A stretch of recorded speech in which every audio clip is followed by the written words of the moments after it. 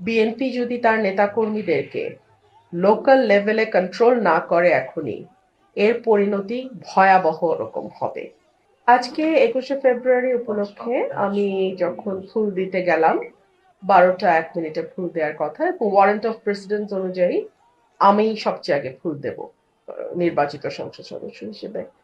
কিন্তু আনফরচুনেটলি দেখা গেল বিএনপির কিছু লোক, তারা সেখানে রীতিমতো হামলা চালায়, আমার নেতাকর্মীদের উপরে হামলা চালায়, আমাকে একপাশে মানে ধাক্কা দিয়ে ফেলে দেওয়ার মতন অবস্থা তৈরি হয়। আমি এটুকুই বলবো যে দীর্ঘ 17 বছর পর বিএনপি রাষ্ট্র পরিচালনার দায়িত্বে এসছে। বিএনপি যদি তার নেতাকর্মীদেরকে লোকাল লেভেলে কন্ট্রোল না করে এখনই, এর পরিণতি ভয়াবহ রকম হবে।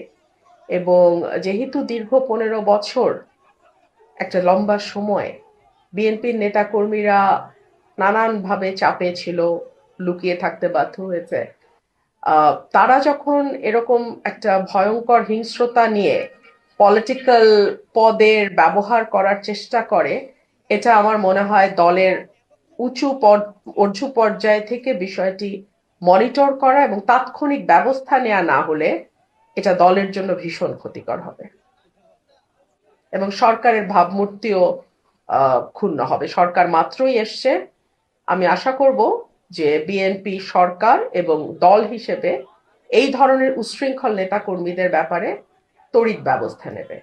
আমার একজন কর্মীকে কিভাবে মেরেছে আপনারা একটু পরেই দেখবেন, দেখাবেন। পীযূষ দা, আমাদের সাংবাদিক ভাই, ওনাকে রক্তাক্ত করে ফেলেছে। সো বিএনপি কে এখনই যদি নিজেদের কন্ট্রোল না করে বিএনপি, এর পরিণতি ভয়াবহ হবে। আমি এইটুকুই বলবো। এটা একেবারে পূর্ব পরিকল্পিত হামলা। এবং উপজেলার নেতারা, এবং সেখানে কিন্তু উপজেলার প্রেসিডেন্ট সেক্রেটারি ছিল না, আমরা কিন্তু উপজেলা প্রেসিডেন্ট সেক্রেটারিকে দেখি নাই।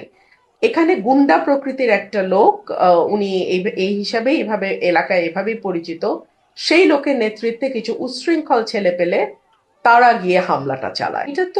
এটা তো ওদের একটা পরাজয়, মেনে নেওয়ার কষ্ট আছে। আমি এখান থেকে স্বতন্ত্র জিতে গেছি, ওনারা কোটি কোটি টাকার লেনদেন করেও পারেন নাই, ব্যালট স্টাফ করেছেন, ওনার ছেলে সেনাবাহিনীতে আছে, সেই পরিচয় ব্যবহার করে নানানভাবে চেষ্টা করেছেন, কাজ হয় নাই। সো এইসব নানান আছে তো। আজকের আইন শৃঙ্খলাটা আপনার নিরাপত্তায় দায়ী। একেবারেই ভালনারেবল আইন শৃঙ্খলা পরিস্থিতি নাজুক। আমি দেখলাম পুলিশ চেষ্টা করেছে। আর দেখুন, যখন সরকারি দলের নেতা কর্মীরা এরকম ভয়াবহভাবে তাণ্ডব চালায়, তখন আসলে 5টা 10 জন পুলিশ কিন্তু সেটা কন্ট্রোল করতে পারে না, চাইলেও পারবে না।